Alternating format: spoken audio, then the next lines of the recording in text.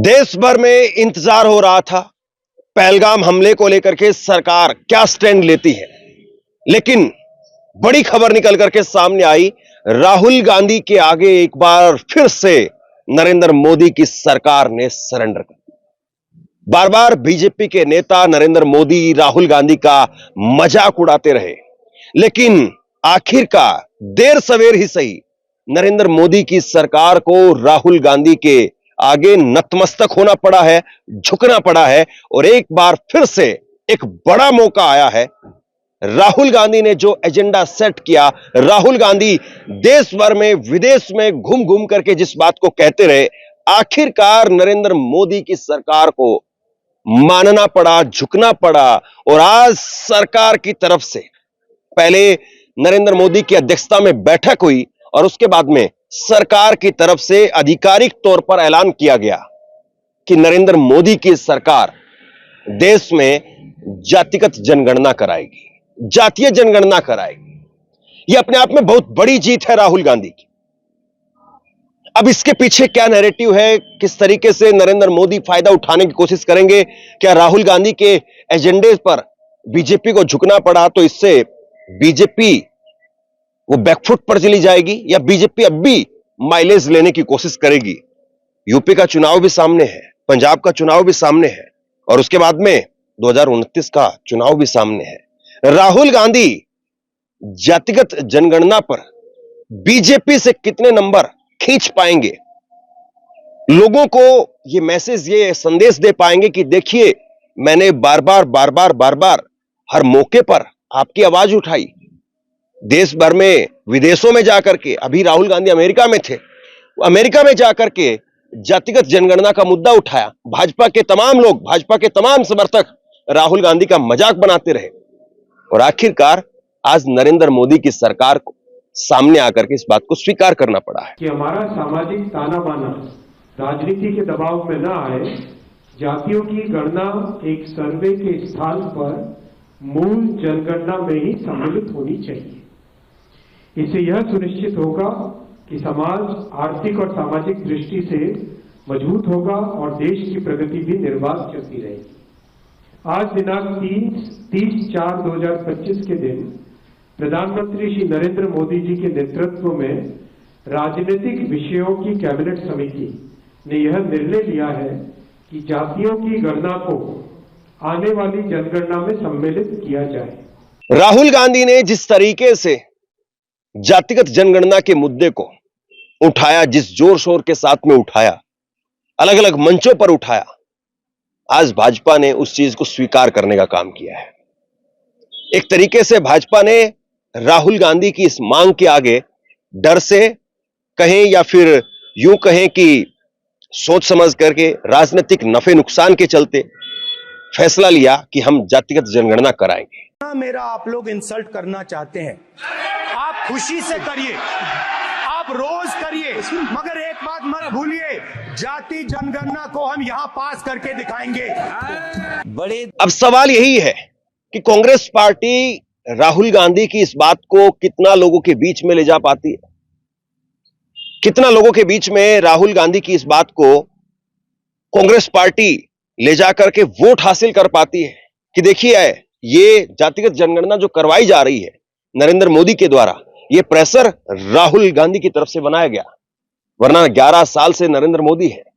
2021 में जातिगत जनगणना होनी थी, कोरोना के चलते जातिगत जनगणना नहीं हो पाई, लेकिन बार बार नरेंद्र मोदी, उनके सरकार के लोग, उनके मंत्री, उनके सांसद इस बात को नकारते रहे कि वो जातिगत जनगणना नहीं कराएंगे। यहां तक कहा गया कि राहुल गांधी हिंदुओं को तोड़ना चाहते हैं, राहुल गांधी हिंदुओं को जाति में बांटना चाहते हैं।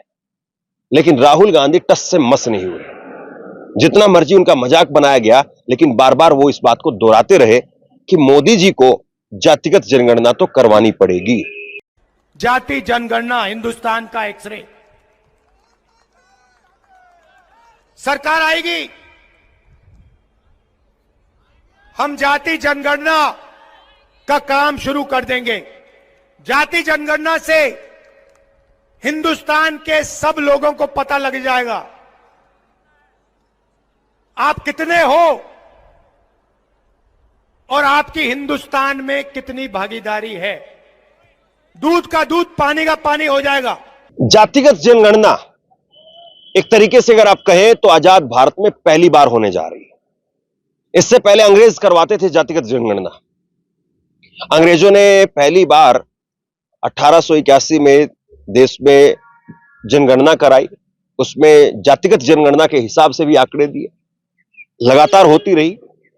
आखिरी 1931 में जब अंग्रेजों के समय पर जातिगत जनगणना हुई, उस वक्त में भी जातियों के हिसाब से अलग अलग नंबर दिए गए। लेकिन 1941 में जब जातिगत जनगणना हुई तो उस वक्त में अलग अलग आंकड़े जातियों के हिसाब से नहीं दिए गए। फिर बाद में सरकारें बदलती चली गई, लेकिन जातिगत जनगणना का मुद्दा ठंडे बस्ते में चला गया था। और अब पहली बार ऐसा हो रहा है कि मोदी सरकार जातिगत जनगणना करा रही है। अब इसका क्या असर पड़ेगा राजनीतिक तौर पर? नरेंद्र मोदी क्या वाकई उत्तर प्रदेश के चुनाव को जीतने के लिए, उसमें एक माइलेज लेने के लिए, पंजाब के चुनाव के लिए ये सब कुछ करवा रहे हैं? क्योंकि जातिगत जनगणना सितंबर 2025 में जनगणना की शुरुआत होगी। 1 साल के करीब का वक्त लगेगा। आंकड़े आएंगे 2026 के आखिरी तक या 2027 के शुरुआत में। और उत्तर प्रदेश का चुनाव होगा, पंजाब का चुनाव होगा, वो 2027 के फरवरी मार्च में। तो ऐसे में उस चुनाव में नरेंद्र मोदी, योगी आदित्यनाथ कैसे इस मुद्दे को भुनाएंगे? और जिस तरीके से अखिलेश यादव ने भी पीडीए का नारा दिया और उत्तर प्रदेश में समाजवादी पार्टी सबसे बड़ी पार्टी बनकर के उभरी लोकसभा के चुनाव में, क्या कोई यकीन कर सकता था कि भारतीय जनता पार्टी को इंडिया गठबंधन हरा देगा? क्या उस हार के डर से बीजेपी ने, आरएसएस ने वाकई सरेंडर कर दिया? क्या बीजेपी और आरएसएस को इस बात का डर लगने लगा था कि इंडिया गठबंधन, राहुल गांधी और अखिलेश यादव की जोड़ी पीडीए और जातिगत जनगणना का मुद्दा उनसे कहीं उत्तर प्रदेश की गद्दी ना छीन ले? बहुत बड़ा सवाल है ये। लेकिन 2029 का जब चुनाव आएगा तो सवाल फिर यह भी पूछा जाएगा कि आपने जातिगत जनगणना तो की, लेकिन कितने लोगों को हिस्सेदारी दी, कितने लोगों को कहां पर कितनी नौकरियां दी? और नौकरियों के नाम पर तो नीलबटे सन्नाटा पहले ही नरेंद्र मोदी के खाते में दिखाता है। पहले ही नरेंद्र मोदी बेरोजगारी का सबसे बड़ा ताज पहन करके घूम रहे हैं। इस वक्त में 45-50 साल की बेरोजगारी आज नरेंद्र मोदी के राज में है। तो उस बेरोजगारी से कैसे आप पीछा छुड़ाएंगे?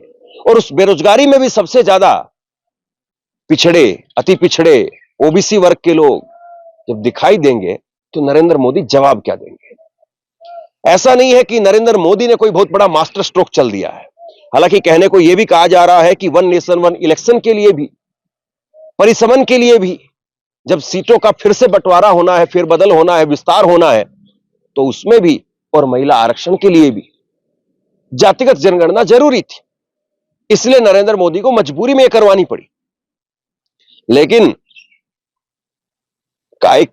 कहा जाता है कि जब आप किसी को रसगुल्ला दिखा दें और रसगुल्ला खिलाएं नहीं, तब आदमी को ज्यादा भूख लगने लग जाती है।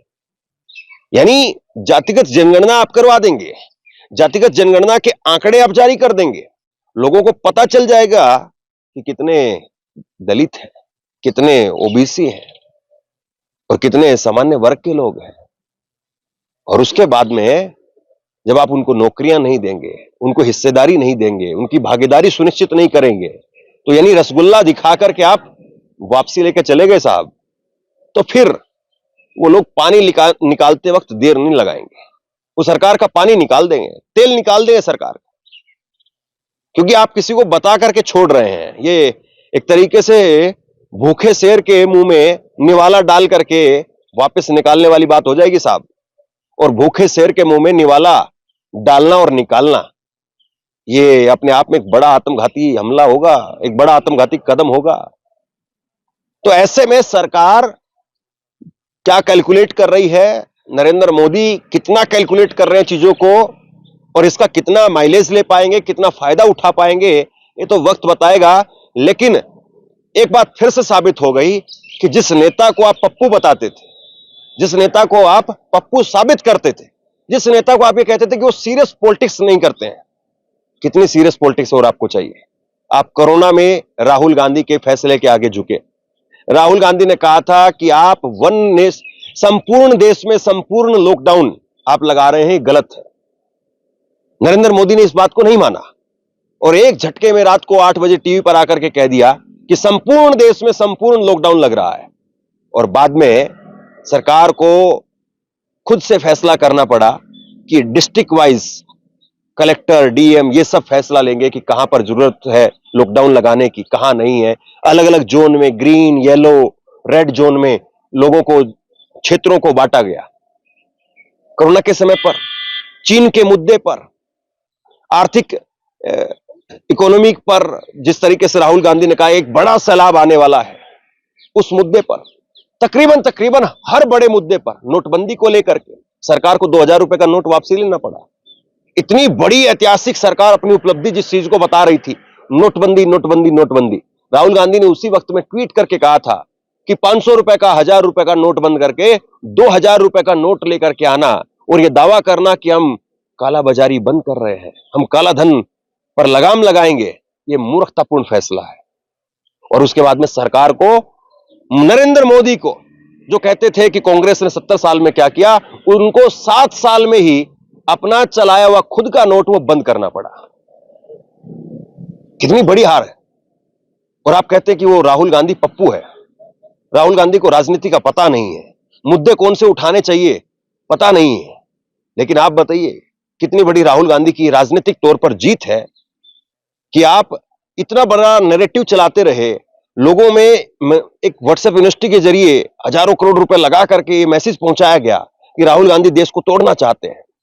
2024 के चुनाव के बाद में नरेंद्र मोदी के भाषण आप उठा करके देखें तो कहीं ना कहीं भाजपा के तमाम नेताओं ने यही इशारा किया कि राहुल गांधी ने लोगों को जाति में तोड़ दिया, राहुल गांधी ने लोगों को बरगला दिया, संविधान के खतरे को लेकर के एक ऐसा भ्रामक नैरेटिव तैयार किया जिसके सहारे लोग उलझ गए, बट गए। लेकिन आप देखिए, आप जिनको पप्पू बोलते थे, नॉन सीरियस पॉलिटिशियन बोलते थे, उन्हीं के आगे आपको नतमस्तक होना पड़ा। और राहुल गांधी ने न केवल भारत में, अलग अलग राज्यों में और विदेशी धरती पर भी जाकर के वो अपने एजेंडे से टस से मस नहीं हुए और नरेंद्र मोदी को आज नतमस्तक होना पड़ा। बहुत सारे लोग आज इस बात को हजम नहीं कर पा रहे हैं। मोदी जी के भक्तों को मैं देख रहा हूं, मोदी जी के भक्त कह रहे हैं कि अब तो कांग्रेस को प्रधानमंत्री बना ही दीजिए, राहुल गांधी को प्रधानमंत्री बना दीजिए। जब सारे फैसले आपको राहुल गांधी के द्वारा ही करने हैं, राहुल गांधी जो बोलते हैं वही करना है, तो फिर राहुल गांधी को ही प्रधानमंत्री बना दीजिए। जो बीजेपी का हार्डकोर वोटर है, जो बीजेपी का हार्डकोर समर्थक है, जो बिल्कुल कट्टर अंधभक्त है, वो इस वक्त में नरेंद्र मोदी से खफा है, नरेंद्र मोदी को बुरा भला कह रहा है। बहुत सारे बीजेपी के भक्त वो मोदी को गाली दे रहे हैं। सोचिए ये किस तरीके का आपने अपना समर्थक तैयार किया है जो आपको गाली दे रहा है। वो कह रहे हैं कि नरेंद्र मोदी वो अपनी हार को देख करके और राहुल कांग्रेस के आगे सरेंडर कर रहे हैं, हमें योगी आदित्यनाथ जैसा नेता चाहिए। लेकिन योगी आदित्यनाथ क्या पीडीए को लेकर के कभी कुछ बोल पाए? और पीडीए को लेकर के उत्तर प्रदेश में अगर कोई बोलता है, जवाब देता है, तो केशव प्रसाद मौर्य को बीजेपी आगे करती है। और केशव प्रसाद मौर्य पीडीए की अलग ही परिभाषा देते हैं, परिवारवादी डेवलपमेंट पार्टी। तो ये जिस तरीके से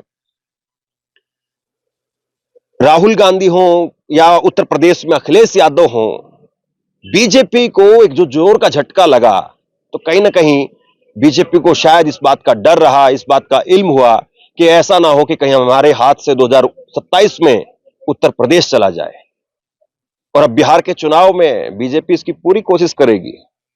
बिहार के चुनाव में बीजेपी इस बात को भुनाएगी कि देखिए इन्होंने तो तेजस्वी यादव, क्योंकि तेजस्वी यादव बार बार इस बात का क्रेडिट लेने की कोशिश करते हैं कि हमने जातिगत जनगणना करवाई, अब नरेंद्र मोदी कहेंगे हमने देश में करवा रहे हैं। तो पहलगाम को लेकर के भी बीजेपी की तरफ से जो पहला ट्वीट आया था छत्तीसगढ़ बीजेपी की तरफ से, वो यही था कि धर्म नहीं, जाति नहीं पूछी, धर्म पूछा है। और आज आप देखिए खुद जाति पर आना पड़ा, क्योंकि इस देश की सच्चाई जाति है, और जाति है कि जाति नहीं, जाति है कि जाति आ जाती है। और ये जाति का आना और जाति का नहीं जाना ये नरेंद्र मोदी को समझ में आ गया, और इसीलिए आज राहुल गांधी की जय जयकार हो रही है। लोग नरेंद्र मोदी को, उनके ही लोग गालियां दे रहे हैं। सोचिए राजनीति किस तरीके से बदल रही है। पहलगाम पर एक बड़ा हमला हुआ है और उस बीच में नरेंद्र मोदी ने एक ऐसा फैसला लिया है जिस फैसले को लेकर के उनके ही भक्त पचा नहीं पा रहे हैं। आप लोग क्या सोचते हैं नीचे कमेंट बॉक्स में लिख करके जरूर बताइए। इस वीडियो को शेयर कीजिए और इसी तरह की तमाम खबरों के लिए ऑनलाइन न्यूज इंडिया को सब्सक्राइब कीजिए। धन्यवाद।